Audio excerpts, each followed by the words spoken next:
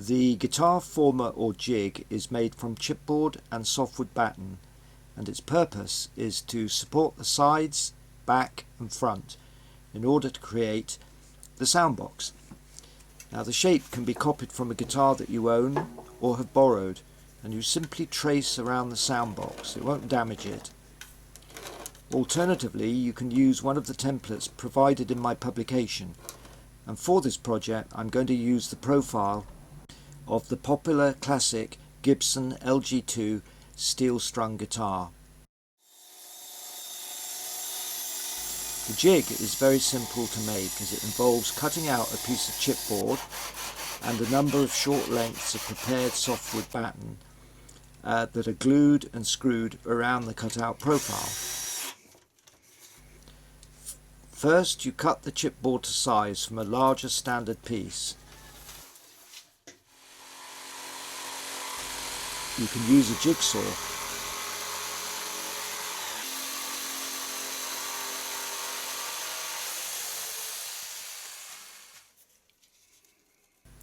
You then mark out an inner profile using a scrap of paper to copy the distance all the way around the guitar. This lip allows the soundbox to sit comfortably in the jig.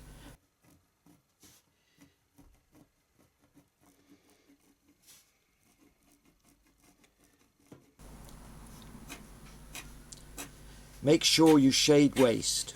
Always shade waste.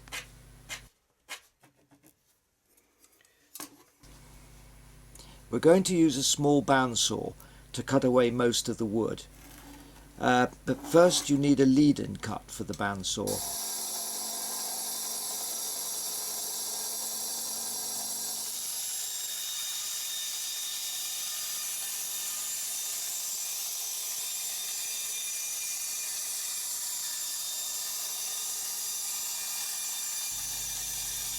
We're going to cut the bulk of the waste out to reduce the weight. So take your time.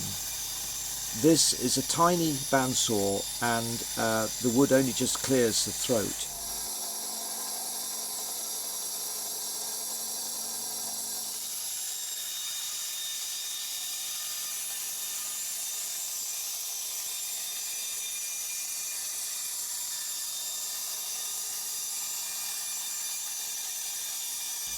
Work carefully to the line, but leave the whole line on. This is a very important rule in woodworking. The slower you cut and straight to the line, the quicker and more accurate in the long run.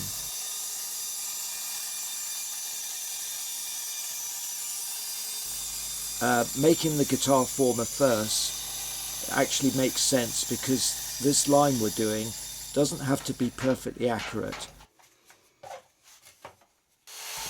Now I'm going to demonstrate using the jigsaw.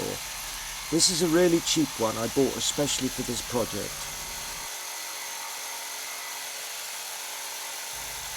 And it does the job fine. Again, work slowly to the line.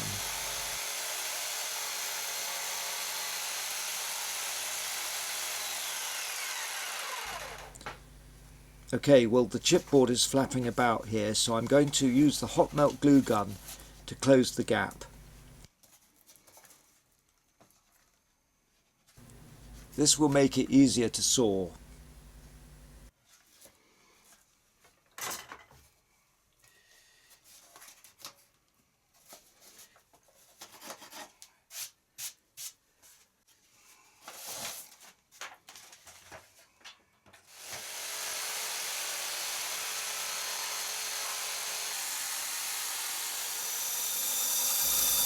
Let's see how my young student is getting on.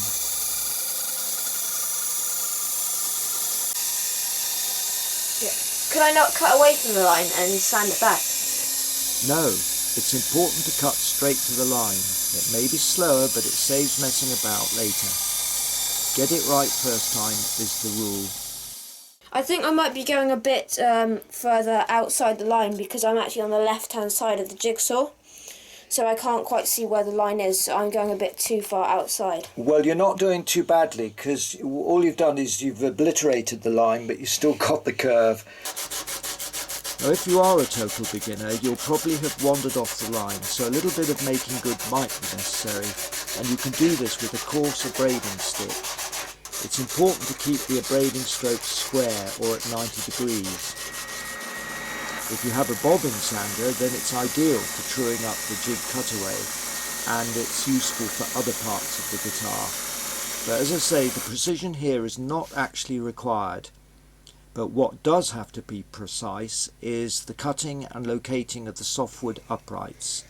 They have to marry perfectly against the original guitar profile line, but leaving the line visible, and they also need to be square, which means 90 degrees. So I devised a simple jig for you to make from the same chipboard and softwood material. And this serves to cut identical lengths of the softwood and cut them square. It's important to use a tenon saw that really cuts well. The cheap one I bought for this job just would not cut at all, so I had to throw it away. But this is a low-cost one, and one I've been using for years. It's by Irwin. It's a really good saw, so it's very important to use the right saw. Now if you have a chop saw, then you can do the job even quicker. I've mislaid my clamp, so I improvised to set the length of cut. Be careful when sawing not to lift the blade at the end of the cut, as it will also lift the short piece.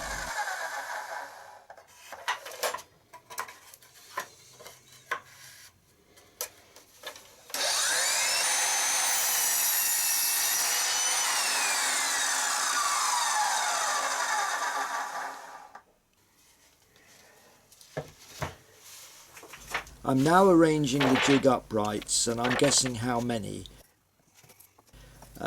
You can always add more later if necessary.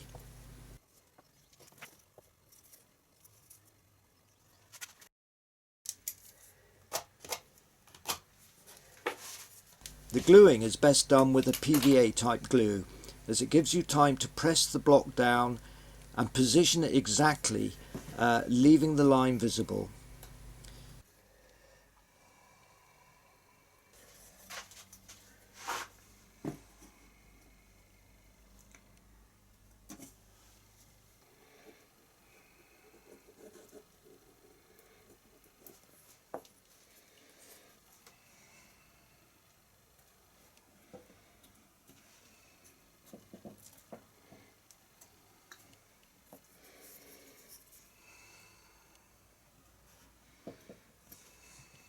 After you've glued all the blocks, leave the glue to cure. I'm leaving this for an hour or so before I reinforce the glue joints with screws.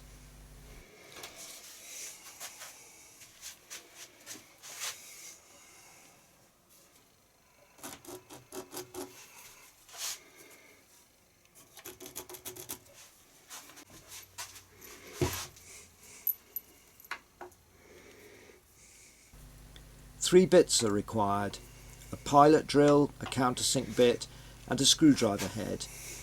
And if you have just one drill, then it's best to do all the operations in sequence. Well, it's quicker.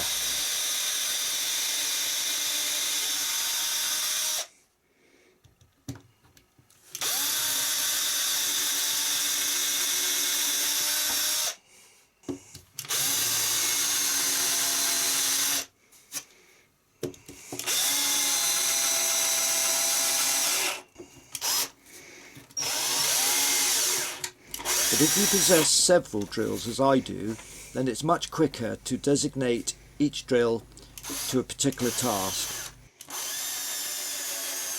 Well, the final stage of making the guitar former is to soften all the edges, because you'll be handling it and you don't want to pick up splinters.